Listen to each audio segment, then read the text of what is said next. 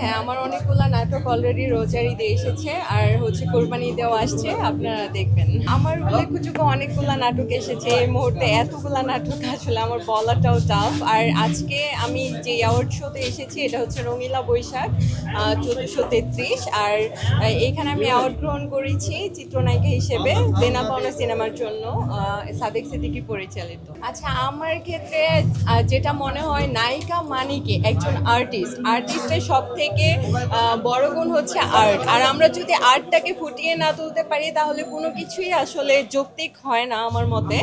So যেহেতু আমার মতে একজন নায়িকা হতে গেলে ফার্স্ট গুণাবলী থাকতে হয়, সেটা হচ্ছে আর্টিস্টের আর্টটা জানতে হবে, অ্যাক্টিং স্কিল ভালো থাকতে হবে। অ্যান্ড একটা নায়িকার অনেক গুণাবলী, তার ফিটনেস, ফাইটিং, ডান্সিং সব কিছুতে পারফেক্ট হতে হবে আমার মতে একজন নায়িকার। আচ্ছা, আমার অপু বিশ্বাস আপু আমার খুব বেশি পরিমাণ পছন্দের একজন মানুষ। ওনার পার্সোনালিটি আমার খুব বেশি পরিমাণ ভালো লাগে। আর অলরেডি উনি মেবি 70টার মতো সিনেমা করেছে। সো ওনাকে নিয়ে আসলে উনি যেহেতু আমার সিনিয়র, ওনাকে নিয়ে আমার আসলে কিছু বলার নেই। বাট উনি খুবই ভালো কাজ করছেন। আর ওনার আমি যতগুলো মুভি দেখেছি ভালো কাজ করেছেন। পার্সোনালি আমার তাকে খুব বেশি পরিমাণ পছন্দ। আর উনি যেহেতু আমার মাথায় মুকুটটা পরিয়ে দিয়েছিলেন, সো ওই জায়গা থেকে, রেসপেক্টের জায়গা থেকে, আমি মিস অ্যান্ড মিসেস এলিগেন্সের উইনার ছিলাম, সেখানে অপু বিশ্বাস আপু আমাকে মুকুটটা পরিয়ে দিয়েছিল। ওইটা আমার জার্নিটা ছিল খুবই ভালো, কারণ একটা প্ল্যাটফর্ম থেকে যখন আমরা আসি তখন ওই গুণাবলীটা বা মেনটেনেন্সটা থাকে। মিডিয়াতে অনেকেই কাজ করে, কিন্তু সব কাজ কি পারফেক্ট হয়, সব কাজ কি ভালো হয় না। সো সেই জায়গা থেকে আমি বলবো অপু বিশ্বাস আপুকে আমার খুব বেশি পরিমাণ পছন্দ। আচ্ছা, ওইটা আমার ফার্স্ট যেহেতু বিউটি প্রেজেন্ট ছিল, ওই প্ল্যাটফর্ম থেকে আমি এসেছি, মিস অ্যান্ড মিসেস এলিগেন্স। আর আসলে অপু বিশ্বাস আপুকে আমি সাকিব খানের ওয়াইফ হিসেবে চিনি না, আমি চিনি তাকে একজন নায়িকা হিসেবে। যেহেতু আমি media person, so that's why আমি তাকে নায়িকা হিসেবেই চিনি। আর আমার কাছে এটা খুবই ভালো লাগা ছিল, খুবই গর্বের একটা বিষয় ছিল। আর অ্যাওয়ার্ড পেতে, সম্মাননা পেতে কার না ভালো লাগে, তার মধ্যে আমিও একজন, আমারও খুবই ভালো লেগেছিল। আমি সেটা অবশ্যই করব না, বিকজ অফ আমি কাজ কম করি, বাট আমি অনেক বেছে বেছে কাজ করি। আমি চিন্তা করি যে আমি যে কাজটা করছি সেই কাজটা করে আমার কতটুকু আমি বেনিফিটেড হব, বা দর্শক কতটুকু নিবে, কতটুকু আমাকে ভালোবাসবে, সেই চিন্তা করে আমি সবসময় কাজ করি।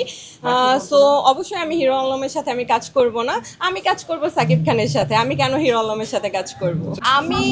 আমি মনে করি যে আমার মধ্যে সব থেকে বেশি যেটা আছে সেটা হচ্ছে কনফিডেন্স। আজকে আমার সামনে অনেক ক্যামেরা দাঁড়ানো, but I am not nervous. So আমি মনে করি আমার মধ্যে কনফিডেন্স রয়েছে, আমার মধ্যে ইনার বিউটিটা রয়েছে, যেটা আমাকে আজকের পজিশন থেকে অনেক বেটার পজিশন আমাকে নিয়ে যাবে। আর একজন নায়িকা হওয়ার জন্য যত গুণাবলী থাকা দরকার আমি মনে করি তা আমার মধ্যে আছে। অ্যান্ড আমি চেষ্টা করছি যেন আমার নিজেকে আরও ইমপ্রুভ করা যায়, আরও ভালো পজিশনে নিয়ে যাওয়া যায়।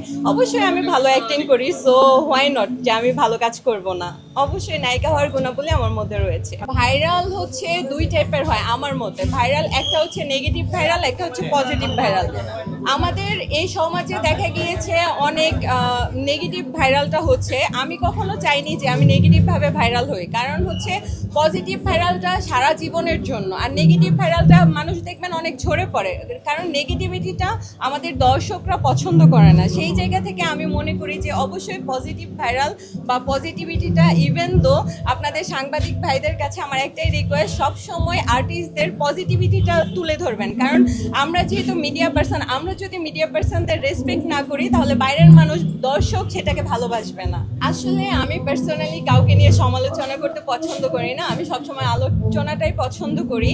আর একটা মুভি করলে সে অবশ্যই নায়িকা, যেহেতু সে মুভি করেছে। কিন্তু অনেক আর্টিস্ট বা অনেকেই আছে এখন মিডিয়াতে আসে, জাস্ট ছবি টবি তুলে ওরা মনে করে যে না আমি আজকে ভালো পজিশনে আছি, আমি নায়িকা। এটা হলে তো হবে না, কারণ আজকের আমরা যদি দেখি Rozina ma'am, Shabana ma'am, Babita ma'am, ওনারা কিন্তু নায়িকা হয়েছে অনেক পরিশ্রম করে, অনেক এফোর্ট দিয়ে। সো ওনারা কিন্তু অনেক মুভি করে আজকের নায়িকা, আর দর্শকরা কিন্তু তাদেরকে ভালোবাসছে অনেক।